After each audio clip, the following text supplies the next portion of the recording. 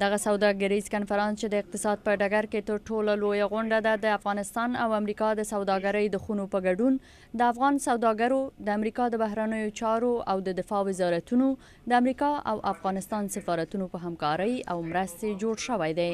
په تیرو کلو کې دا رنګه غونډې د افغان او امریکایی سوداګرو د ګډ فعالیت سبب شوی.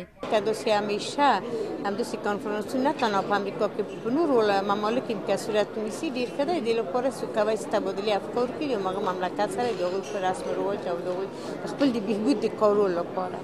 د افغانستان د تجارت وزیر انوارالحق احدي په خپل وینا کې وویل که څه هم افغانستان کې ځینې امنیتي ستونزې شته خو پانګه اچونکو ته په افغانستان کې دننه پانګه اچونه د نړۍ تر بل هر ځای ډیره ګټوره ده.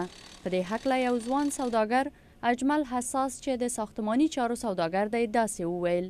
اوس زه چې څومره ګورم ټول افغانان په دې حالتونو کې دي چې د افغانستان نه ځي او په نورو ملکونو کې سرمایه‌ګذاري کوي او زه د دې مخالف نه یم چې په بل ملک کې د سرمایه‌ګذاري نه کوي، خو اقلاً 10% دې په بل ملک کې وکړي او 90% دې په خپل ملک کې سرمایه‌ګذاري وکړي.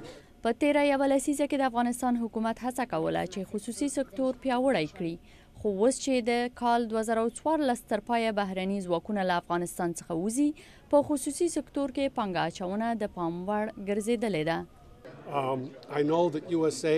زه پوهیږم چې USAID او نور مرستندویان اوس هم پلان لري چې په افغانستان کې کار وکړي، خو په دې اړه به په ټینګار کې ډیر بدلون راځي او دا کارونه به خصوصي سکتور ته ورکړل شي. د سږ کال کنفرانس په دې متمرکز دی چې افغان امنیتي ځواکونو ته د امنیتي دندې سپارل پانګه اچونکو ته څه معنا لري. یو سکتور چې پانګوال په افغانستان کې لومړیتوب ورکوي هغه کرهنه ده.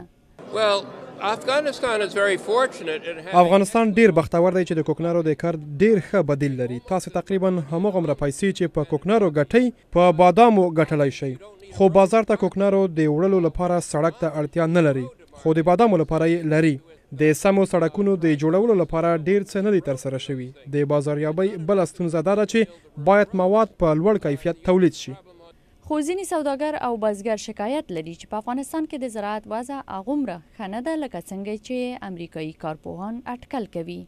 موږ په کندهار کې کچېرې د سولر سیستم سټورونه جوړ شي د کندهار په مختلفو ولسوالیو کې لکه ارغنداب، پنجوایي هغه او داسې نورې ولسوالیو کې چې په هغه کې دغه سټورونه جوړ شي نو خلک وکولی شي چې خپل دغه تازه میوه چې د هغه پکې وساتي او بیا پر وخت او پر زمان وکولی شي چې نورو دنیا ته یې واستوي، نو دا به ډېر. او بل په افغانستان کې یو څه سیاسي حالات هم بعضې وخت د دغسې کارو مخنیوی کوي. لکه موږ نسو کولی چې خپله میوه مثلا په بارډر کې بعضې وخت چې موږ هندوستان ته استو، بعضې وخت د ایران د لارې ځای ته استو، موږ ته د بارډر وخت ته موږ ته مشکلات پیښیږي.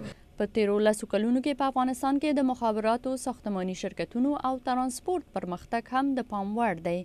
په افغانستان کې د مخابراتو ځینې څانګې په دې لنډ وخت کې دومره پرمختګ کړی چې په ګاونډیو هیوادونو کې مثال نه لیدل کیږي. کارپوهان په دې ډګر کې د 3G نیټورک مثال ورکوي. د دې کنفرانس هدف دا دی چې تجارتي اړیکو ته اسانتیاوې برابرې کړي چې د پانګه اچونې او د افغانستان او امریکا ترمنځ د راکړه ورکړې بنسټ بلل کیږي. تجارت او پانګه اچونه افغانستان ته د ثبات د راوستلو لپاره مهم اصل دی. برېښنا عمر خیله د امریکا غږ آشنا تلویزیون، واشنګټن.